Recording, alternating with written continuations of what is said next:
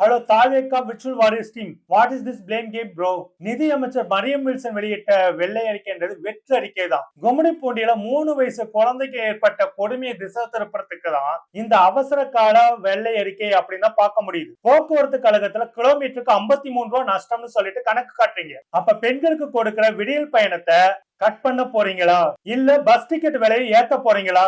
வருவாய் பற்றாக்குறையில 78,000 கோடியில 41,000 கோடி ரூபாய் ஒன்றிய அரசு தராத நிதி. அத வெள்ளை அறிக்கையில சொல்ல உங்களுக்கு ஏன் தைரியம் இல்ல? அடுத்த மெகா ட்விஸ்ட், விவசாய கடன் தள்ளுபடி செய்ய முடியாது. ஏன்னா ஆர்பிஐ ரூல்ஸ் போட்டிருக்காங்க அப்படின்னு முட்டு கொடுக்குறீங்க. தம்பி, நீங்க எலெக்ஷன்ல வாக்குறுதி கொடுக்கறதுக்கு 5 மாசத்துக்கு முன்னாடி ஆர்பிஐ இந்த ரூல்ஸ போட்டுச்சு. அப்ப தெரிஞ்சே மக்களை ஏமாத்தி இருக்கீங்களா? அரசியல்னா மத்தவங்க மேல பழி போறதுன்னு நினைச்சிட்டு இருக்கீங்களா? நம்பிக்கையை காப்பாத்துறதுக்கு முயற்சி பண்ணுவீங்களா, பண்ண மாட்டீங்களா? இந்த குறித்த கேள்விகளை தான் செய்யப்பட்டிருக்கக்கூடிய மெயின் வீடியோ வந்து பேசியிருக்கோம். மறக்காம தெருமுனை அரசியல் சேனல் சப்ஸ்கிரைப் செய்து அந்த மெயின் வீடியோ உங்க நண்பர்களுக்கு ஷேர் செய்ய மறக்காதீங்க தோழர்களே.